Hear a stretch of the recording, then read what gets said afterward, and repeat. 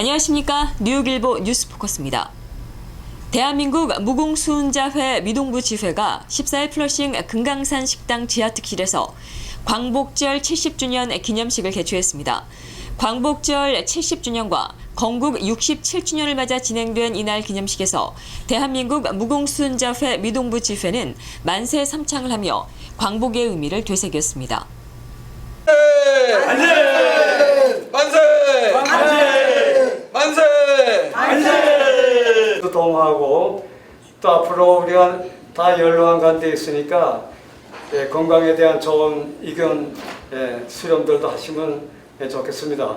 우리가 보통 하청할 때는 진짜 사나이 전해시제를 넣고 이런 거 했는데 오늘은 광복절이기 때문에 대한민국 전설의 노래를 우리 배특기께서 불러주시게 돼서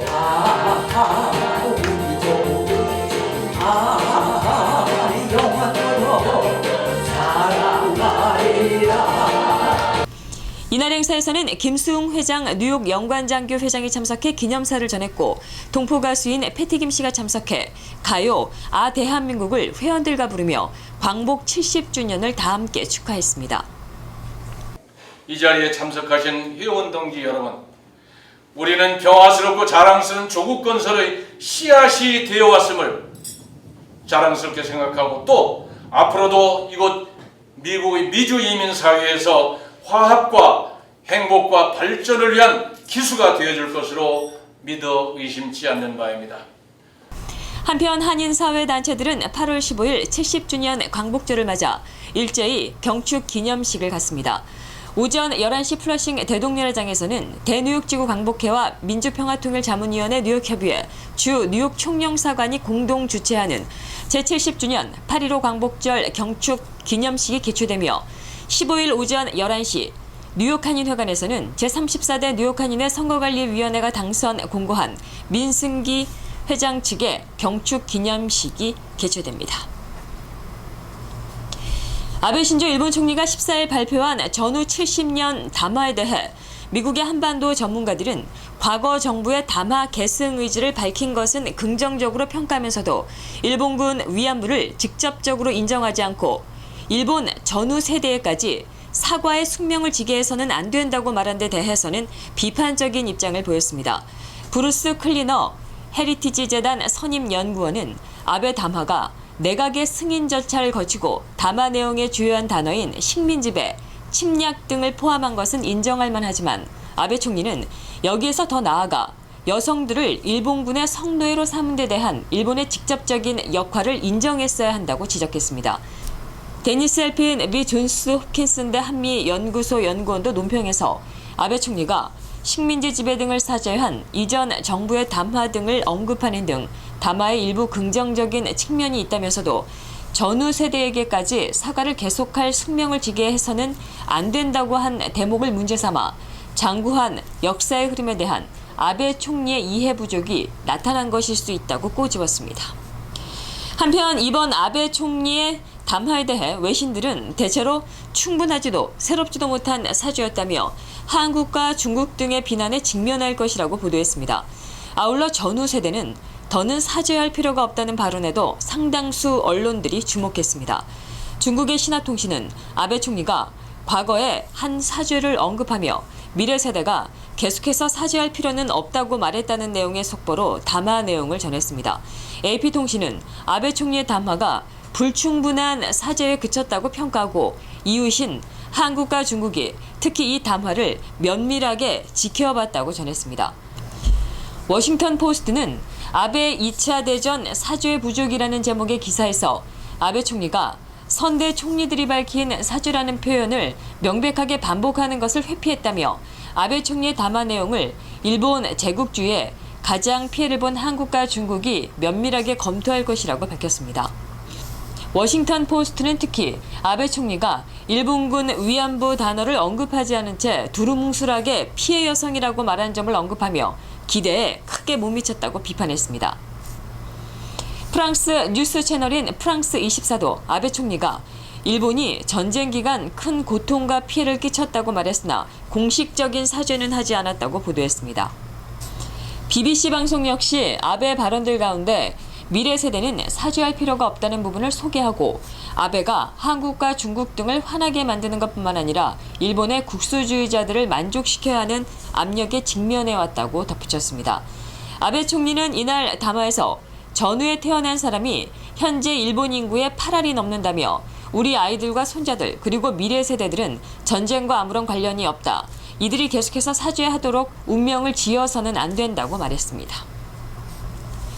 에드 루이스 미 연방하원 외교위원장이 독도가 한국 영토라는 사실을 공식 문서로 만들었습니다. 한미 공공정책위원회 이철우 회장은 14일 루이스 위원장이 독도가 한국 땅이라고 명시한 공식 문서를 전달해왔다고 밝혔습니다. 이는 지난 5월 19일 워싱턴 DC에서 열린 재미한인 지도자 대회에서 했던 발언을 공식 문서로 확인한 것으로 미 정치권의 고위 인사가 독도가 한국 땅이라고 말한 것을 공식 문서로 남긴 것은 이번이 처음이라고 이 회장은 설명했습니다.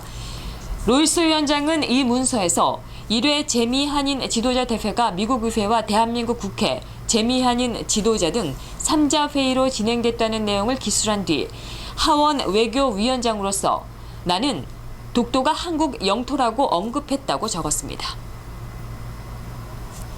한인사회 범죄 예방과 민원 해결은 물론 이민자로서의 정당한 권리를 찾자는 취지로 지난 6월 달에 설립이 된 아시안 아메리칸 자문위원회 목사협의회가 20일 오전 10시 플러싱 금강산 식당에서 협의회를 발족한 이후 첫 번째 세미나를 갖습니다. 이날 세미나에서는 마약과 알코올, 범죄 예방에 대한 것으로 우선적으로 목회자와 청소년 사역자, 한인 단체장 등을 대상으로 진행됩니다. 이날 세미나에서는 마약 전담반에서 나와 마약과 알코올로부터 자녀와 가정 지키기에 대해 또 퀸즈 경찰청에서는 범죄 예방을 위한 대책 등에 대해 전합니다. 목사로서의 우리가 선교와 아울러 모든 어렵고 힘든 자들에게 우리가 힘을 주고 상담을 하고 또 그들에게 올바른 그 선도의 길을 열기 위해서 창립을 했습니다. 아시안 아메리칸 자문위원회 목사협의회는 검찰청, 항만청, 경찰청과 교정국, 이민국, 소방국 등과 연계해 연 2회 주제별로 세미나를 개최해 이민자들이 실생활에 필요한 정보를 전달하며 직접적으로 각종 문제와 고충에 마주한 이민자들에게는 법적인 도움을 무료로 제공해 나갈 계획입니다. 우리 한인 교회나 한인 사회가 합법적인 조치로 도움을 받을 수 있는 길을 열기 위해서 여러 가지 행사가 뒤를 이어서 준비되고 있음을 여러분들에게 알립니다. 현재 아시안 아메리칸 자문위원회 목사협의회는 뜻을 같이 하는 변호사들과 각 정부기관 담당자들이 연계돼 어떤 문제가 발생했을 때 도움을 줄 수 있도록 꾸려졌습니다. 연세대학교 뉴욕동문회가 모교의 상징인 독수리 조형물 설립 모금을 위한 캠페인을 벌이고 있습니다.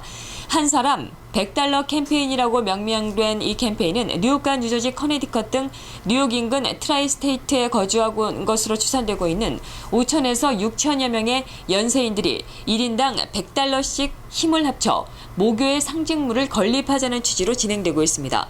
13일 캠페인 홍보차 뉴욕일보를 방문한 동문회 임원진은 이번 캠페인의 총 모금액이 $50만 달러라며 동문들이 이번 기회에 한데 결집해 연세인의 모교 사랑을 보여주자고 강조했습니다.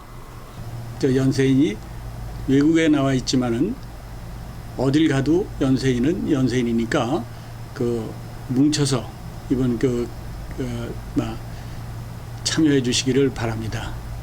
약 5천에서 6천 명의 동문들이 계시는 걸로 알고 있는데 한 분이 $100씩 해가지고 50만 불을 목표로 지금 기금 모금을 하고 있습니다. 연세대는 올해 개교 130주년을 맞아 백양로 재창조 사업을 마무리 중에 있으며 그 상징 조형물로 독수리상을 건립합니다. 이 독수리상 조형물은 철제 구조물로 연대 중앙도서관 앞 민주광장에 자리할 계획입니다.